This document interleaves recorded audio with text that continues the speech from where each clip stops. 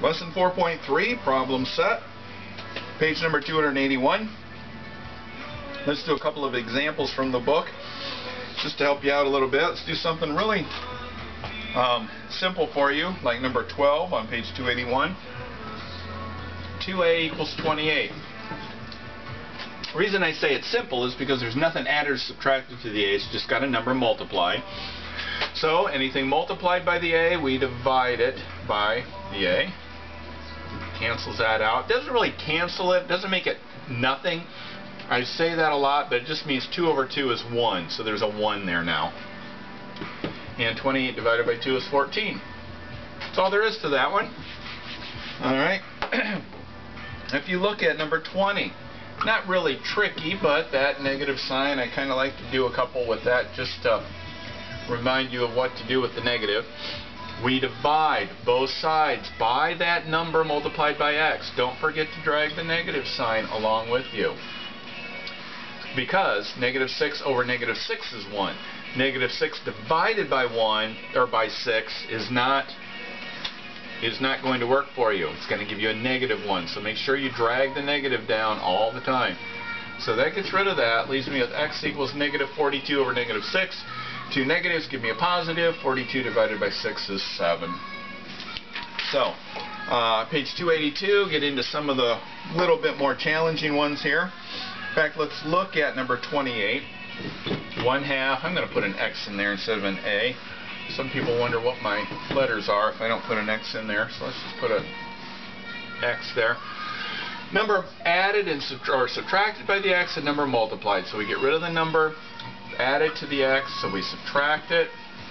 Gives us 1/2 x equals negative 9. So 2 plus negative 2 is 0. Negative 7 plus negative 2 is negative 9. So now we get rid of the 1/2, so we're going to divide both sides by 1/2, which is the same as the inverse multiplying, which is 18. Alright.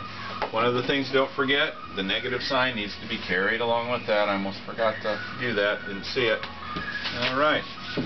Let's jump down to one like well, let's do number 40.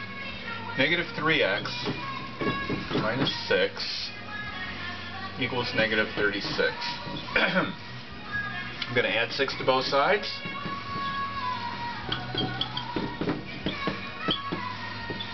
Okay, now we're going to divide by negative 3. Get rid of those. Negative 30 over negative 3 is a positive 10. And we're done with it. So, 2 steps, getting rid of the number added or subtracted to the x, and then getting the number multiplied by the x. Okay, let's see if we can get some that are going to be a little more fun to do.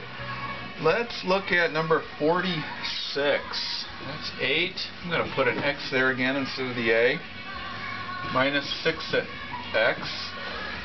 Maybe if I could draw an x there instead of an a if I'm going to do that. Plus x equals 8. Minus 14. Let's see if I copied all that down right. Looks good? Alright, now I'm going to combine like terms first. That's the first thing you always want to do before you start moving things around, to start simplifying things. In this particular case, I have an 8 minus 14. Well, I can put those two together, take the difference between my 8 and 14, and get a 6. And then the negative, because it's on the larger number, gives me that. Then I look at these and see if there's any like terms here. Well, there are. 8x minus 6x is 2x, plus 1x is going to be 3x. So I just simplified this whole big 5-term equation into 2 terms here. Now I'm going to divide by 3.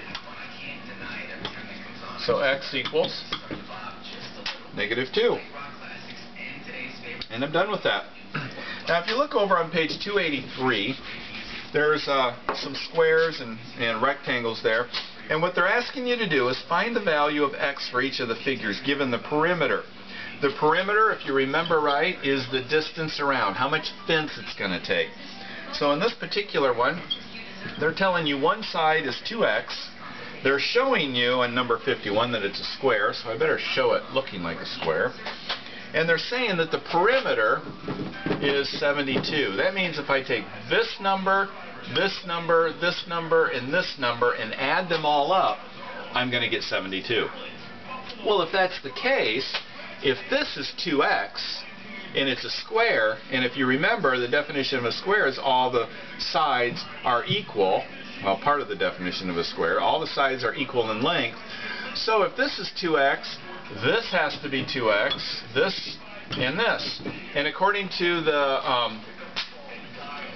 the rule for finding perimeter, you add up all the sides.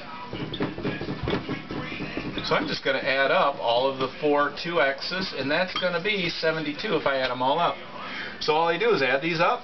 2, 4, 6, 8 x's equals 72. And then to find x, I divide by the number in front of my x, and my x then equals 9. And that's what they're doing there. 54, it's a little bit different. They give you a rectangle, so they give you the right side is 3x, so you know that the left side is 3x. The top is 5x, so you know the bottom is 5x. So you add those 4 numbers up, and you should get a perimeter of 64. Add those up and find out what your x is. When you get into some story problems, for example, let's look at 60 on page 284. In an attempt to save money at the gas pump, customers will combine 2 different octane gasolines to get a blend that is slightly higher in octane than regular gas, but not as expensive as premium gas. We don't care about all that. I mean, that's the information just to figure out what's going on. But what we're interested in is the equation. 14x plus 20, 120 minus 6x equals 200. So this is the formula that they're using, or the equation they're using, to find out how many gallons of one octane are needed to solve this equation. So really all we're interested in doing is finding x. They just gave you kind of a real life example, but all they're interested in having you do right now is find x. So we're going to combine like terms. In this case, 14x and minus 6x. 14x minus 6x is 8x. I didn't do anything with the 120 except not write it correctly.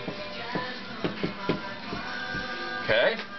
Now I'm going to get rid of the number added or subtracted to the 8x. Do that first. Some students have a tendency to divide both sides by x or by 8 first, and you can't do that. It's always got to be the number added or subtracted to the x that you get rid of first. So let me just write minus 120 minus 120. That gives me 8x equals 80. Divide by 8, and my x equals 10. And I'm good to go. I found my x. Alright, so that's 4.3 problem set, and we're done.